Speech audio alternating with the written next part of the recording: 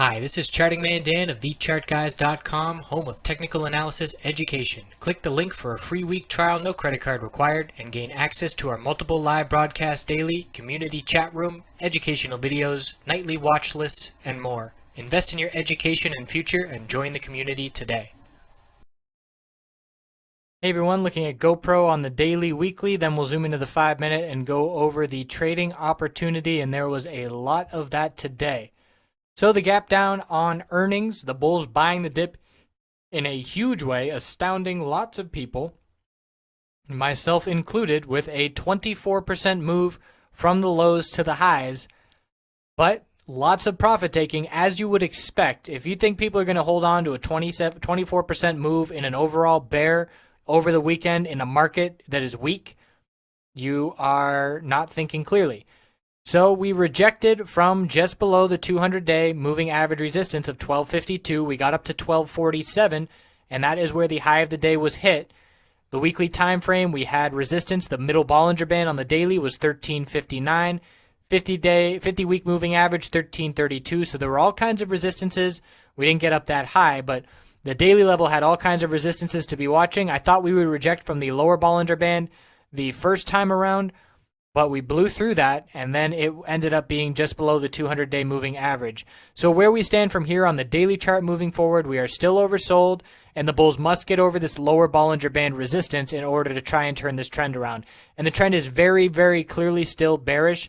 If we could get above 1309, then we would start to look to potentially change the trend by breaking the lower high pattern. But that's a long ways away, and this lower Bollinger Band is going to be down in the 1130s or so on Monday. But let's look at the 5-minute chart, because there was a really nice trading opportunity, and we were all over it in the chat room with a bunch of people getting in bearish. Granted, we missed the bull move. Nobody saw this coming, but we did see how extended it got to the upside, and we were just waiting, licking our chops as bears. So what stood out to me was the strength of the move and the hold of the exponential moving average support. I used the 4-period and 8-period exponential moving average supports on the 5-minute chart, and we held those the entire run up, and that lasted over 3 hours, and that stood out as a ton of strength. Every time we consolidated, it was met with higher highs on increasing bull volume, and then we maxed out on one big final surge to the upside. And after holding a support for that long in the day, you just patiently wait and wait for it to become resistance, because that is a clear change in the trend. So we had not seen 3 red candlesticks in a row on the 5-minute time frame, and we ended up seeing that occur on the pullback. And you could have waited here. We closed right on the 8-period exponential moving average support. We saw a tiny bounce off of that level, and then we lost it. So losing the exponential moving average support could have been your signal, because on that original pullback, we had decreasing bear volume, and at that point, it still looked like normal, healthy consolidation. But once we saw the increase in bear volume right at that level, a very pitiful bull bounce attempt, and then another big volume bear candlestick, that's your signal to go bearish. And from that point forward, look at the exponential moving average resistances now. We rejected from them time and time again on our way to the downside, and here we are now bearish. Let's say you got in on this candlestick 1:15 p.m. You could have been in this trade until 3:35 p.m.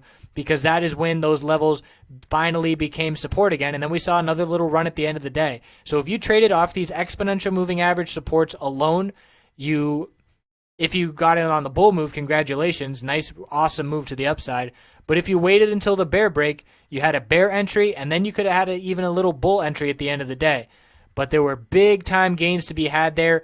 Playing Friday puts, we had multiple people locking in multiple 100% gains because of the magnitude of the downside. We got up at 1247. Even if you got in on that break of the candlestick or of the 8-period exponential support down at 1209, let's say you got in at 1205 or 12 even. Let's call it 12. Poor entry, doesn't matter. You got in at 12, and you could have ridden that all the way down to 1060, $1.40 to the downside, over 10% to the downside from $12.